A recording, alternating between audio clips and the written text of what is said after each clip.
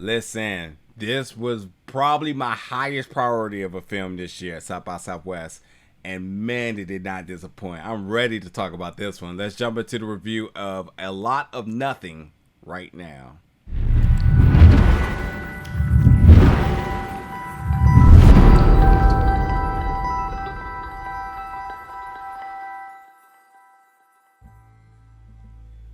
What's up, folks, and welcome back to the channel today for another review. And today we're reviewing the film A Lot of Nothing, which made its world premiere at South by Southwest Film Festival 2022. Yeah, folks, when I saw this film was going to be at the festival, I said, oh, this is a must watch for me. I didn't even care what this film was about. I looked at the cast, I was like, huh, yeah, a lot of my homies is in this one. Noel, who you may have seen in Insecure, and among some other things as well. First of all, this is also has a black director in Mo McRae, and then got Cleopatra Coleman. You have who's in Dope Sick. You have my guy Shamier Anderson, who's in Evasion, Awake, Stowaway, so many other things and everything. I'm like, okay, cool, that's all I needed. Let's go. So overall, a fantastic cast, and I gotta say that this film does a lot of stuff that I liked. There's only one gripe, and I think it may be just a personal gripe. Let's just get into it. So this film starts off about a couple here, James and Vanessa. They're just chilling. They're good, like in terms of their relationship, their career. They got money, they got a nice place, they're successful, they're married, like I said. They're just good, they're comfortable in every way. But one night they're just kicking it, drinking some wine, and they're on the social media, and then they find out that there is another police brutality killing. But this one hits really home because it's their neighbor who's the cop, who is the cop to have been involved with this killing of this young kid here. So they're like, not only are they kind of triggered, but they also are like kind of scared, like, oh my god, like he's next door, like what? So with that being said, the beginning part of this film is definitely, it makes it very clear why this film is under the narrative feature category. First of all, because there's a lot of social commentary coming out of it, and you would expect that. And with the police brutality aspect, it does become a little bit triggering for myself, but like the fact how they kind of spin this a little bit here, because you know what they do is the film is just brutally raw, and like it gives you a glimpse in terms of some of the commentary that is happening in black households during these instances. And like, I won't lie, the things that was being said are literally things I've even said or things I thought at some point, like seriously. But yet they do give you like the psychology and the ideology behind it. So like there is definitely like a sense of reasoning behind it, and not just, you know, just saying whatever just for the sake of saying whatever. But while that's all happening too, the dialogue again is very organic because it's very real. These things happen. But yet it's hilarious, and it's hilarious because they give a sense of balance to all of it.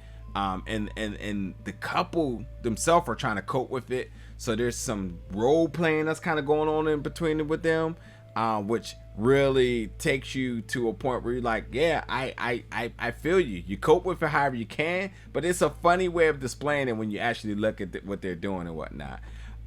With that being said, there's certainly a very good display of method acting going on in this film. Like, for real. Like, there's some real good display of method acting going down.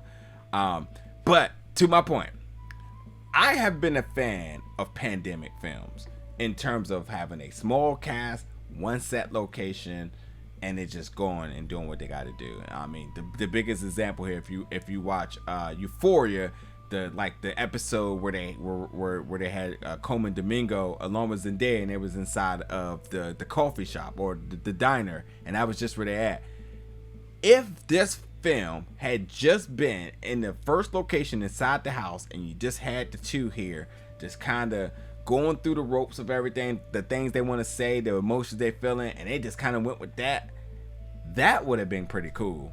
And all this happened before the title screen. So like, I'm like, oh, interesting. I wouldn't have been mad if it would have just been that, which I for a point thought that that's what it was going to be. But then once the title screen comes about, the film definitely goes into a whole nother direction. Like for real. Still with the same type of social commentary and perspective, but now the drama, the context, and all sorts of different things are now implemented into the film plot. And now that you got more characters introduced, you're getting the perspectives from 5 different personalities all on what's happening here.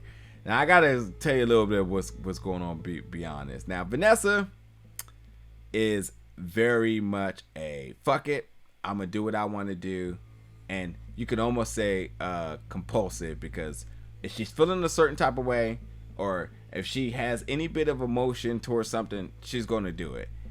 This involves her taking the cop at gunpoint hostage back to her house, and things start to get crazy. From this point on, we have some tussles along with some other events and exchanges happening. You have some breaking and entering, you have some heated arguments, you have some revelations, very shocking ones at that.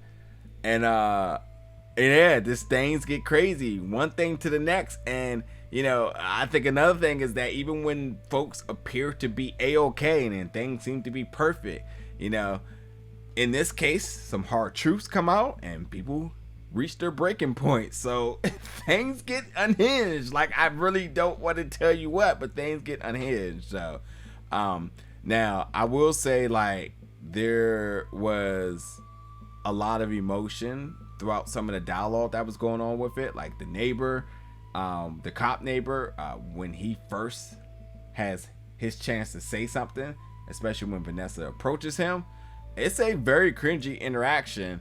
But that's just one of the many cringy interactions that she has, because she gets some during her workday. Actually, the two of them do. But both Vanessa and James, they both get it, you know. And I think this is just, again, just a glimpse of what black people kind of go with on a daily basis, you know, especially from white folks. And I think, you know, from the interaction with the cop, from the interaction with the coworkers, these are feelings and these emotions were building up for the two of them the entire day. So there's actually a good level of drama that goes on in all of this. And, you know, and I will continue to say, while this seems like it's a deep movie, things are very much balanced, because there is a certain level of humor. And even when things are touchy and intense, I think the humor really balances things pretty well. And as I said, Vanessa, she doesn't play around. She has no problem taking matters into her own hands.